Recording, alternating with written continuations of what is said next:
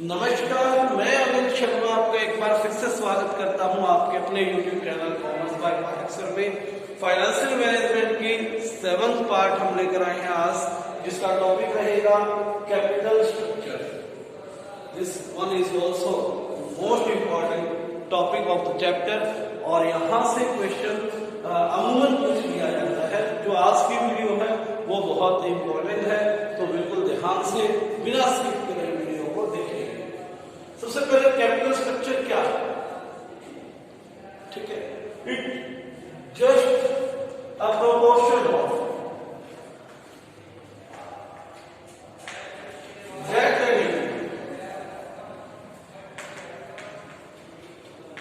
Date आप जानते हो क्या होता है? Long term loans and equity क्या है? Share holders.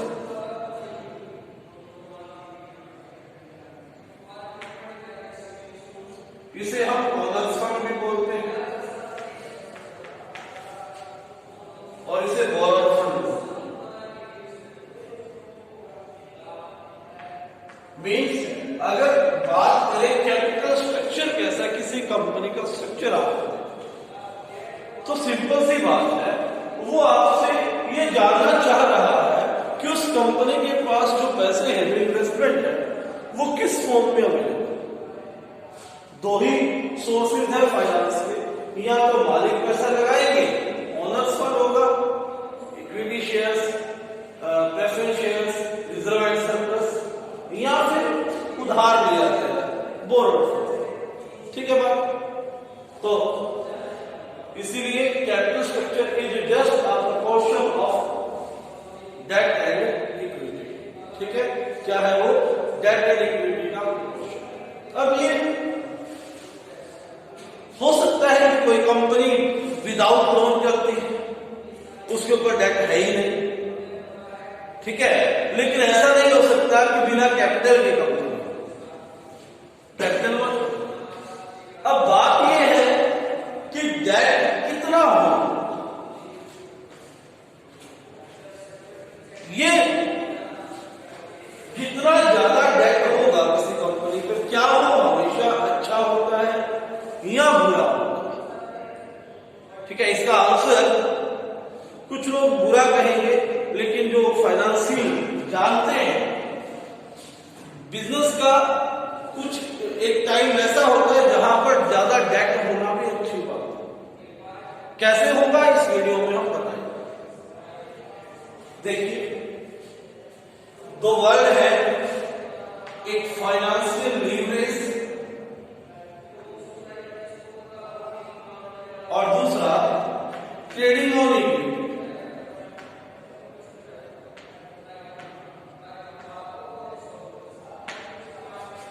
ये लगभग कुछ प्रैक्टिकल सी वीडियो जाने वाली है हमारी, आगे आगे जैसे वीडियो बढ़ेगी। लीवरेज क्या? लीवरेज का मतलब आपके कैपिटल स्ट्रक्चर में कितने अमाउंट ऑफ बोरोड फंड है। ठीक है, अगर मैं कहता हूं कि मेरा कैपिटल स्ट्रक्चर 40% बोरोड फंड रखता है, तो इसका सिंपली मतलब है कि मेरी कंपनी 40% फाइनेंशियली लीवरेज, यानी कि involvement of debt capital in capital structure is called financial leverage. ऐसा क्यों किया जाता है? मैंने बताया था हमारा ओवरऑल ऑब्जेक्टिव होता है शेयर होल्डर्स वेल्थ को इंक्रीज करना। शेयर होल्डर की वेल्थ को, धन को, रुपयों को क्या करना? बढ़ाना। ठीक है, अब बात यह है कि क्या लोन रेज करने से, बोरोड फंड बढ़ाने से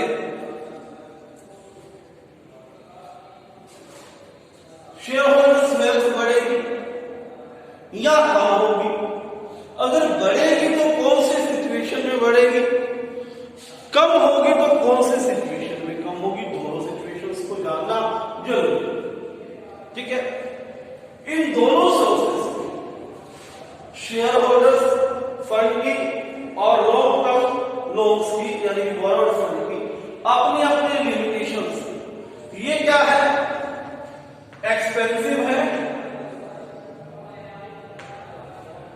महंगा है।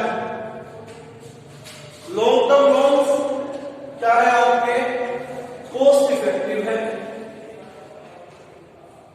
यानी कि सस्ते हैं, बट रिस्की। जबकि ये एक्सपेंसिव है बट सेफ है।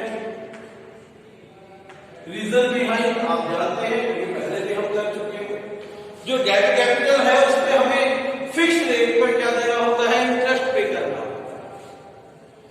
अगर कंपनी वो इंटरेस्ट पे ना कर पाए तो उनकी लायबिलिटी ऐसी क्रिएट हो जाएगी कि हमने जो चीज मॉर्गेज रखी है लोन लेने के लिए वो उसे सेल आउट कर देंगे और अपना लोन जो है वो रिकवर करेंगे।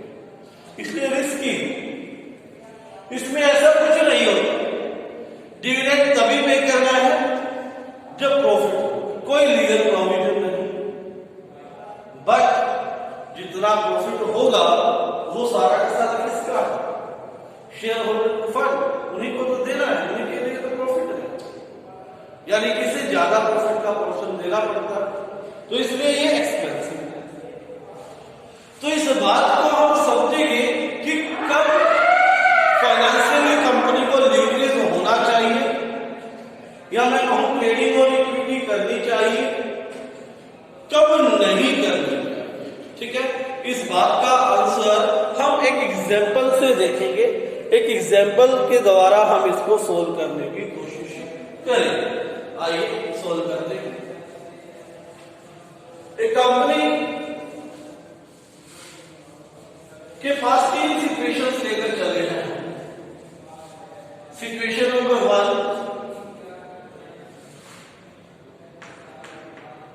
Situation number 1, situation number 2, situation number 3। There are 3 situations.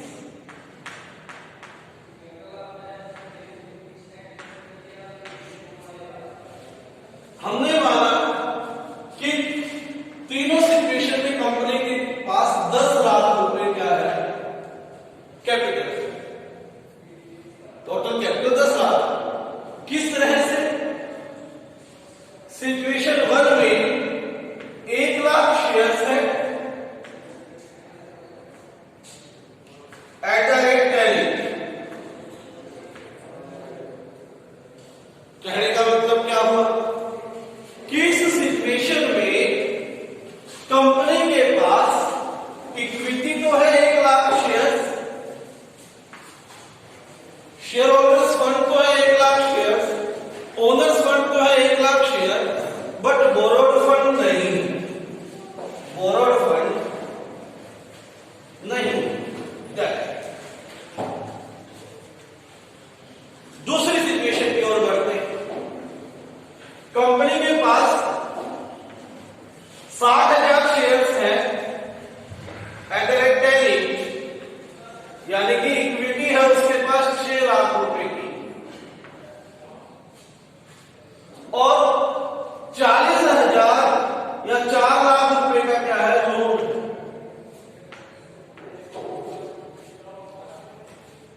Loan या मैं कहूं डेट या मैं कहूं बोरोड फंड। और आगे बढ़ते सिचुएशन 3 में इक्विटी है 4 लाख एट द रेट 10 10 रुपए का, सॉरी ये हो जाएगा आपका 40,000 share, 40,000 share at the rate 10, यानी कि 4 लाख क्या हो गई इक्विटी, और 60,000 share 60,000 at the rate 10 debentures है या बोरोड फंड है, या मैं यहां पर सीधा सीधा कह दूं 6 लाख रुपए क्या हो गया आपका बोरोड फंड। तो तीनों में हमने देखा इसके पास भी 10 लाख रुपए है, सिचुएशन 1 में भी, सिचुएशन 2 में भी 10 लाख है, सिचुएशन 3 में भी 10 लाख है। जैसा कि मैंने कहा कैपिटल स्ट्रक्चर में ये डिसाइड करना होता है कि आपके पास कितनी इक्विटी से कैपिटल है और कितने बोरो फंड से, यानी कि लोन से।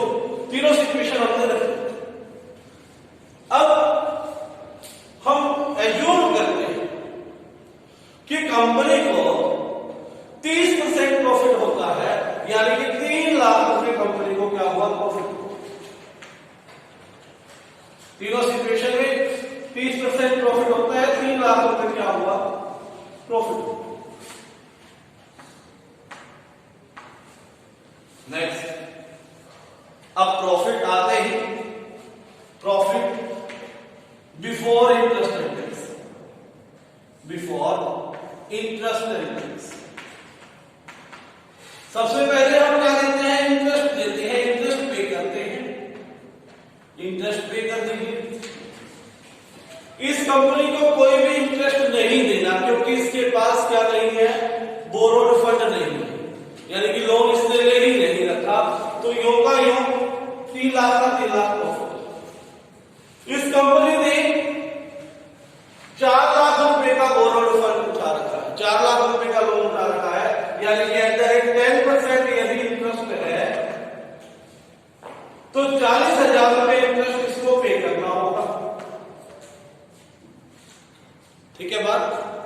उसके बाद इस कंपनी ने 6 लाख का ले रखा है, अर्थात 60,000 रुपए से क्या करना पड़ेगा, इंटरेस्ट पे करना पड़ेगा। इंटरेस्ट पे करने के बाद प्रॉफिट बचा 2,40,000, 2,60,000 और यहां बचा पूरा का पूरा 3 लाख। इंटरेस्ट पे कर दिया। अब बारी आई टैक्स पे करने। लेस करते हैं, ये क्या आ गया आपका, इसे कहेंगे प्रॉफिट बिफोर टैक्स। बुक्स में आपको अर्निंग बिफोर टैक्स ईबीटी बोलेंगे, कई जगह ईबीटी लिखा मिलेगा या ये भी लिखा मिलेगा। उसके बाद लेस करते हैं, 50% टैक्स देना है। टैक्स इसने दिया 150, बचा 1,50,000। इसने देना है 2,60 का आधा 1,30, क्योंकि टैक्स रेट कितने 50%। इसके पास कितना बच गया, 1,30,000। इसने देना है 2,40,000 का हाफ 1,20, तो इसके पास बच गया 1,20,000। ठीक है, ये बचा आपका क्या बच गया, ये अर्निंग आफ्टर टैक्स या प्रॉफिट आफ्टर टैक्स। अब देखिए 1.5 लाख रुपए को प्रॉफिट 1.5 लाख हो गया ना, कितने शेयर है इसके पास, 1 लाख। 1.5 लाख शेयर रुपए को 1 लाख शेयर में बांटेंगे तो एक शेयर को कितने रुपए मिले, 8.5 रुपए, यानी कि अर्निंग पर शेयर कितना हुआ, 1.5 शेयर। एक शेयर को 1.5 रुपए। अब यहां आते हैं, 1,30,000 डिवाइड बाय कितने शेयर में बांटते हैं, 60,000। कितने शेयर में बांटते हैं, क्योंकि शेयर कितने हमारे पास 60,000, तो 60,000 में बांटते हैं। 3 जीरो से 3 जीरो भी, जैसे 6 दूनी 12, 6 एकम 6, 40 बच गए, 6 चौके 24, 6 पंजे 30, 6 36, 2.16। ठीक है, अब आगे बढ़ते हैं। 1,20,000 डिवाइड बाय कितने शेयर्स में बांटना है, शेयर्स कितने थे आपके पास, 40,000। 40,000 से डिवाइड कर देते हैं, 3 जीरो से 3 देंगे, इसके लिए 4 के बाद 3 रुपए पर शेयर। देखिए जिस सिचुएशन में 1 भी रुपया लोन नहीं ले रखा, उस सिचुएशन में शेयर्स को शेयर होल्डर वेल्थ, शेयर का प्राइस कितना बढ़ा है, 1.5 रुपए। ठीक है, एक शेयर को कितने मिले सिचुएशन 2 में, जिसने लोन ले रखा था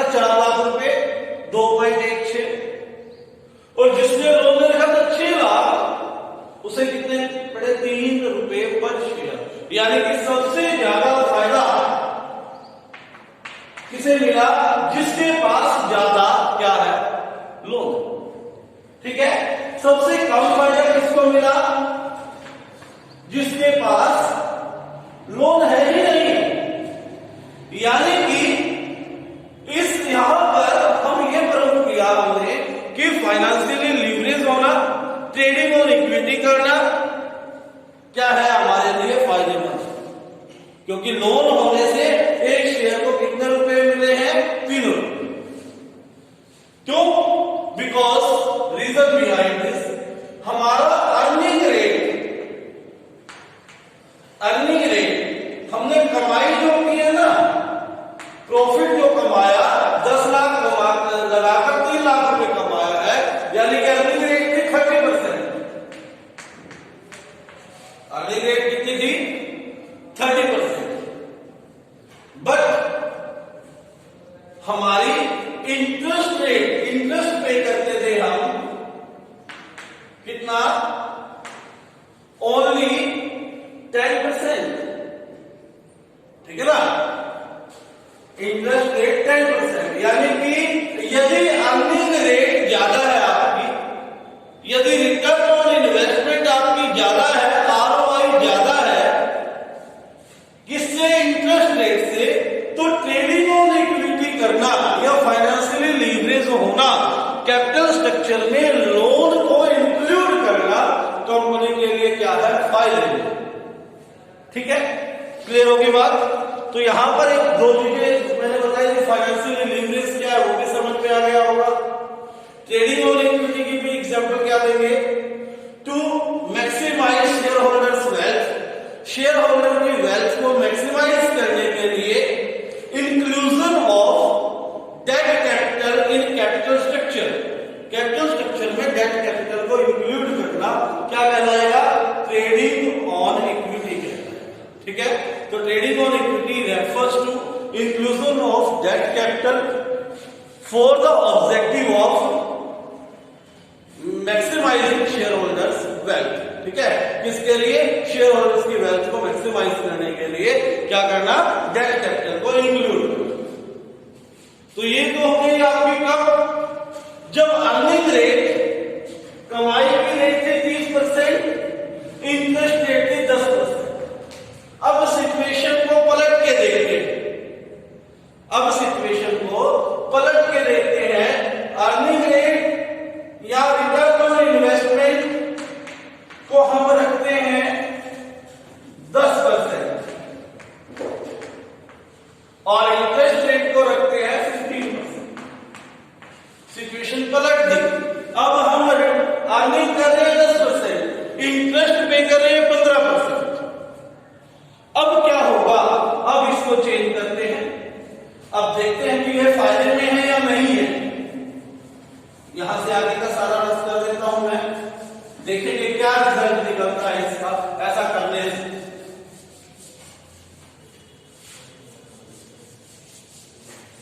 ऐसा करने से इफेक्ट पड़ा, सबसे पहले हमें इंटरेस्ट पे करना है लेस इंटरेस्ट, कितने परसेंट? 15%। इसके पास कोई भी शेयर नहीं है, सॉरी कोई भी लोन नहीं है, तो इसे कोई इंटरेस्ट पे नहीं करना। इसके पास 4 लाख लोन है, 4 लाख का 15% लोन पे किया, 60,000 रुपए, सॉरी ये तो बदला देना मुझे, इसे बदलना पड़ेगा पहले।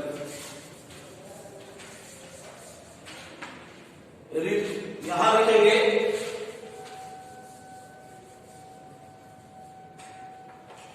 Earning before interest and tax. ठीक है, कितना?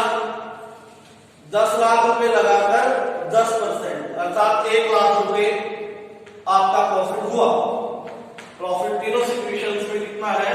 1 लाख। ठीक है, प्रॉफिट तीनों सिचुएशंस में कितना रहा? 1 लाख। अब इंटरेस्ट रेट कितना है? 15%। इसको तो इंटरेस्ट पे करना ही, तो कोई जरूरत ही नहीं है इंटरेस्ट पे करने की।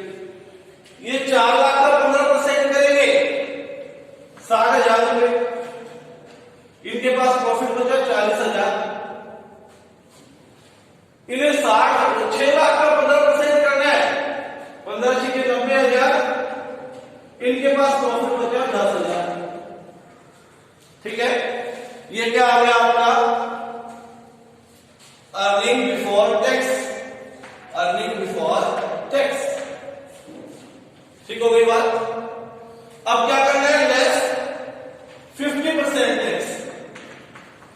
माइनस करो, इसने ले लिया टैक्स 50,000, प्रॉफिट बचा आपका लास्ट में, अर्निंग आफ्टर टैक्स बची आपकी 50,000, इसने 50% दिया 20,000 रुपए, 20,000 आपका अभी भी बचा हुआ है, इसने 50% दिया 5,000, 5,000 अभी भी बचा। ये वो प्रॉफिट आ गया जो आफ्टर टैक्स है, जो शेयर होल्डर शेयर्स के लिए बच गया। ये 50,000 रुपए 1 लाख शेयर्स में बटना, यानी कि 50,000 बटे 1 लाख, यानी कि 1/2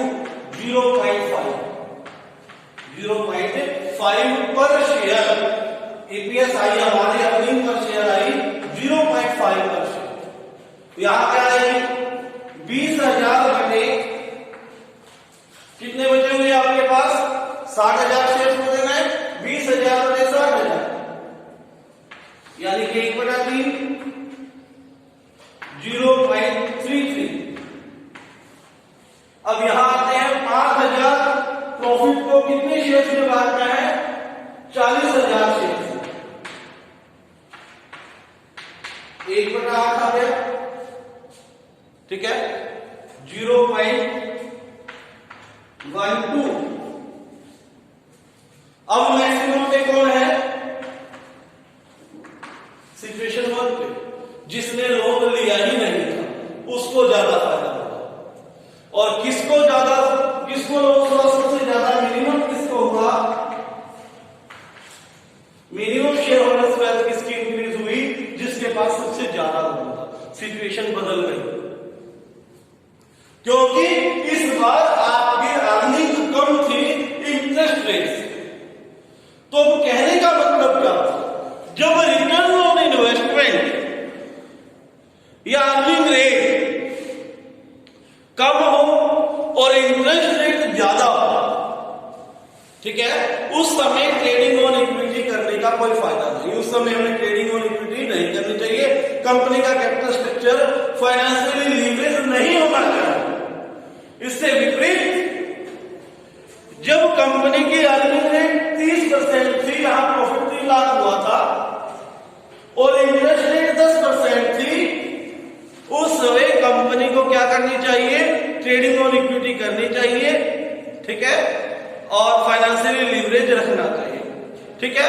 इन शॉर्ट, जब कमाई अच्छी हो लोन ले लो, कमाई अच्छी ना हो तो लोन ना, ठीक है बात। तो ये था आपका टॉपिक कैपिटल स्ट्रक्चर, जो आपसे उम्मीद करता हूं मैं आप समझ चुके होंगे।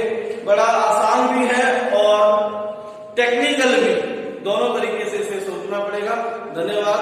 चैनल पर नए हैं तो सब्सक्राइब करें और घंटे का बटन दबा दें।